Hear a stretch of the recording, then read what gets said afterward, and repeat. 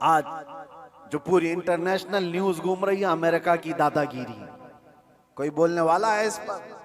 वो किसी भी मुल्क के राष्ट्रपति को उठा करके ले जाए, किसी को कुछ नहीं। हालांकि ये नई बात नहीं है, नई बात नहीं। पावर है ना, ताकत है, नशा है, वो कुछ भी कर सकता है। ये पहली बार नहीं, ऐसे कई मुल्कों के साथ हुआ है।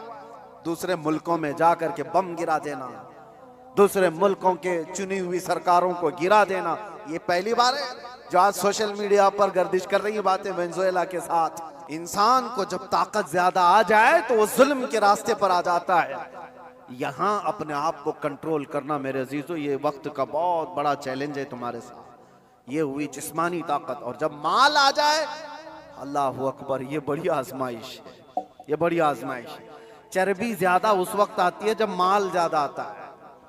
जिस्मानी ताकत तो चले, आदमी अपने आप को कंट्रोल कर लेगा, रोक लेगा, लेकिन माल की चर्बी ये बड़ी खतरनाक है। ये तो गरीबों का मजाक उड़ाती है सबसे पहले, दीन को हल्का समझती है सबसे पहले। ये मौलाना लोग, ये हमारी कैटेगरी के नहीं है। या उलमा, ये तो कमतर लोग हैं, यतीम लोग हैं, लावारिस लोग हैं। मालदार सबसे पहले दीन का मजाक उड़ाने लग जाता है।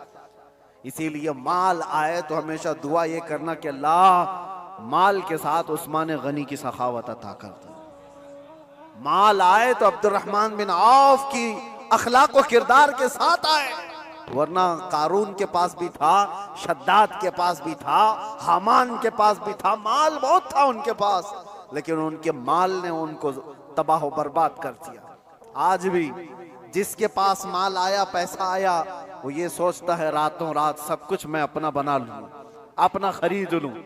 अच्छा, एक बात और भी मैं बता दूं, जिन 3 चीजों की बात मैंने कहा जो इंसान को जुल्म के रास्ते पर लाती है, पहले उसकी जिस्मानी ताकत, दूसरे दौलत, तीसरे पावर, ओहदा, ये तीनों ऐसी चीजें हैं जो परमानेंट रहने वाली है ही नहीं।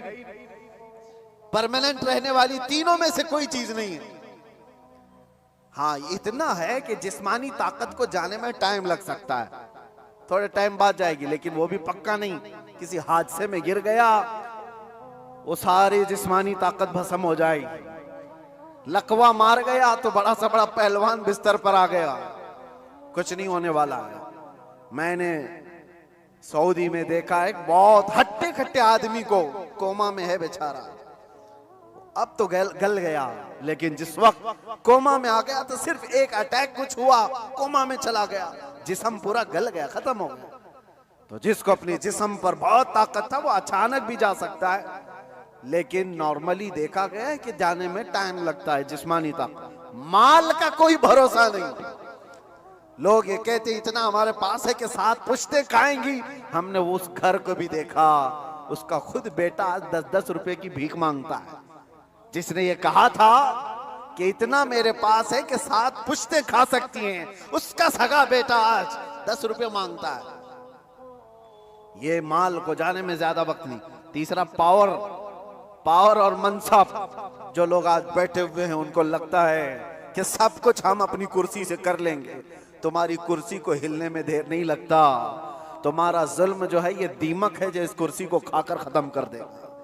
जुल्म कुर्सी पर बैठा हुआ आदमी जब करता है, माल वाला और कुर्सी वाला दोनों, ये वक्त के साथ ऐसे तेज बहते हैं कि उनको अंदाजा ही नहीं होता।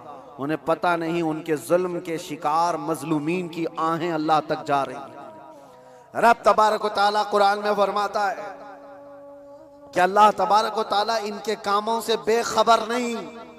जो लोग पीड़ित हैं, जुल्म से निशाना बने हुए हैं, तो क्या इनको इंसाफ नहीं मिलेगा? दुनिया की अदालत इंसाफ ना दे, अल्लाह की अदालत तो है जो इंसाफ अता करे। जालिम दुनिया में भी भुगतेगा और आखिरत में उसका दर्दनाक अंजाम है, दर्दनाक अंजाम है। फिरौन के साथ क्या हुआ, नमरूद के साथ क्या हुआ? अरे एक मच्छर से हिलाक हो गए। फिरौन पानी में गर्क कर तबाह हो गया, गर्क होकर तबाह हो गया। अबू जहल को 2 छोटे बच्चों ने मार के गिरा दिया।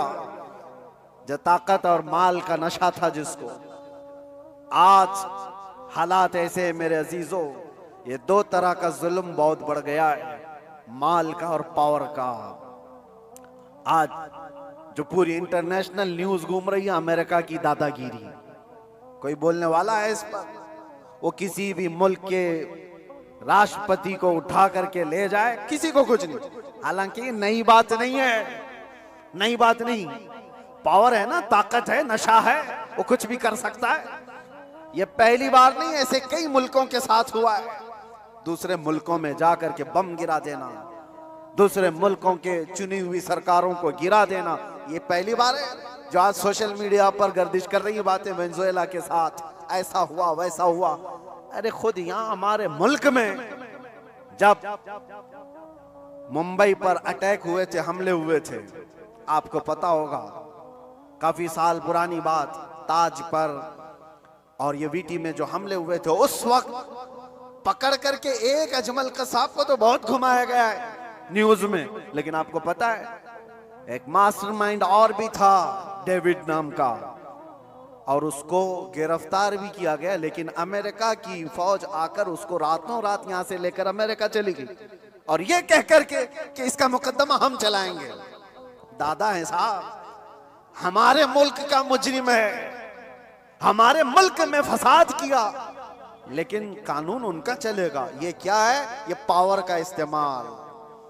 दुनिया यही चीज देखती है आज, जिसकी लाठी उसकी भैंस कहा जाता है। ये मुहावरा यही है, ताकत का ऐसा इस्तेमाल। और ये लोग दुनिया को इंसानियत का दर्स दे रहे हैं, ह्यूमन राइट्स बनाए हुए बैठे हैं, इंसानों के अकदार ये सिखाएंगे हमें, जो दुनिया को जुल्म से हाँकते हैं। मेरे अजीजों, एक बात याद रखो, अल्लाह के नबी सल्लल्लाहु तआला अलैहि वसल्लम ने अगर फरमाया कि जुल्म को अल्लाह पसंद नहीं करता, तो रसूलुल्लाह ने अपनी जिंदगी से करके दिखाया है। यह नहीं है कि तकरीरों में कहा है या कोई स्टेटमेंट है। यह दुनिया के यूएनए का एक स्टेटमेंट होगा, अमेरिका का, यूरोप का स्टेटमेंट होगा कि ह्यूमन राइट्स के खिलाफ कोई भी कुछ करेगा तो हम उसको पकड़ेंगे, मारेंगे। जुल्म के खिलाफ हम बोलेंगे, हम पीस चाहते हैं। ये सब ढकोसले हैं, जुमलेबाजियां हैं, लेकिन सब उनके खुद के अमल की बात आए तो कोई इसमें खरा नहीं है, कोई पक्का नहीं है।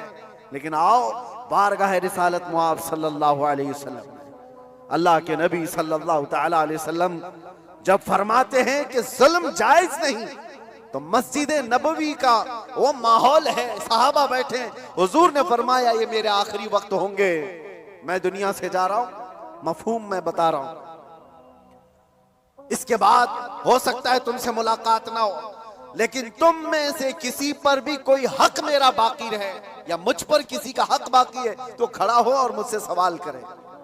हुजूर ने फरमाया, और एक साहबी खड़े हो गए, कहा या रसूलुल्लाह आप पर मेरा एक हक है।